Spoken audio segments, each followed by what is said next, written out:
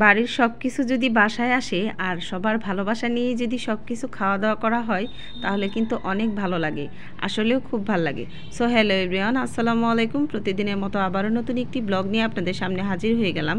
আজকের ব্লগটি হচ্ছে আমাদের বাবার বাড়ির থেকে মা আর আব্বা আসছিল, সেইগুলা কী নিয়ে আসছে সেগুলো আপনাদের সাথে শেয়ার করতেছি। আর এইখানে গরুর দুধগুলো আনছে, আর আমি বাড়ির থেকেই গরুর দুধগুলো আনি। মাহিনকে কখনো আমি কেনা বা এই শহর এলাকার দুধগুলো বেশি খাওয়াই না, এগুলো তেমন বেশি ভালো না।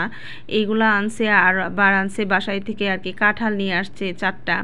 এগুলো সব কিছুই আব্বা আর আম্মা আসছে। আমাদের বাসায় অবশ্য মা আসেনি, গেটে থেকেই আর কি এগুলো দিয়ে চলে গেছে, কেননা এবার আপাদের বাসায় আসছে তো সেই জন্যই। আর আমার সব কিছুই এখানে আমি গুছিয়ে নিয়েছি। মা কী কী এনেছে, মা চিতই পিঠা এনেছে, কাঁঠালের পিঠা, মানে কাঁঠালের পিঠাটা হচ্ছে, এটা হচ্ছে চাপড়ি, আপনারা কি বলেন জানি না, আমরা এটাকে বলি কাঁঠালের চাপড়ি বলি।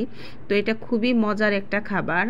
আর আনছে পিঠা, বিভিন্ন প্রকারের ধনিয়া পাতা, আবার অনেক কিছুই আনছে। সব কিছু এখানে আমি গুছিয়ে নিচ্ছি। আর ওই দিন দুপুরবেলা আমি আগেই কিছু রান্না করেছিলাম না, কারণ মা আসবে, দিনটি ছিল শুক্রবার। মা ফোন করে আগেই বলেছিল দুপুরে যেন আমি কিছু না রান্না করি, আর এত সব রান্না এগুলো তো খেতে হবে নাকি। তো আমি কোনো কিছুই রান্না করিনি, সব কিছু মা রান্না করে নিয়ে এসেছিলো। আর এটা হচ্ছে পরের দিন সকালের ভিডিও। এই ভিডিওতে আমি সকালবেলা এইটা শাক পাতার ভর্তা করতেছি, এই যে কচু শাক আছে না, সেটার ভর্তা করতেছি। এটা মাহিনের আব্বু খুব পছন্দ করে, মাহিনও খুব পছন্দ করে, যদিও অ্যালার্জি, কিন্তু আমাদের বাসায় এটা খুব চলে। শুকনা মরিচ দিয়ে এই ভর্তাটা আমি করেছি, খুবই ভালো লাগে। আর সাথে কাগজি লেবু দিয়ে ভাত।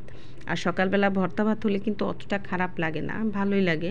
তো যাই হোক, আমাদের বাসায় যখন কেউ মেহমান আসে আমরা রুটিটা একটু কম খাই, আর সবজি জাতীয় খাবারগুলোও একটু কম খাই। কিন্তু আজকে একটু সবজি করেছি, রুটি করিনি, ভাতই করেছি। যেহেতু আম্মা আছে, আম্মাকে কি প্রতিদিন আর রুটি দেওয়া যায়, আর আম্মা সকালবেলা ভাতটাই পছন্দ করে, সেই জন্য এইখানে আমি রান্না করতেছি ভাতটাই।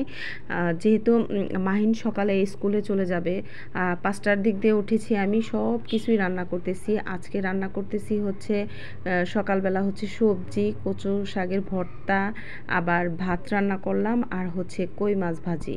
এগুলা সকালে আর কি খাওয়া দাওয়া করবে। এগুলার পরে আবার দুপুরে রান্না বসাবো।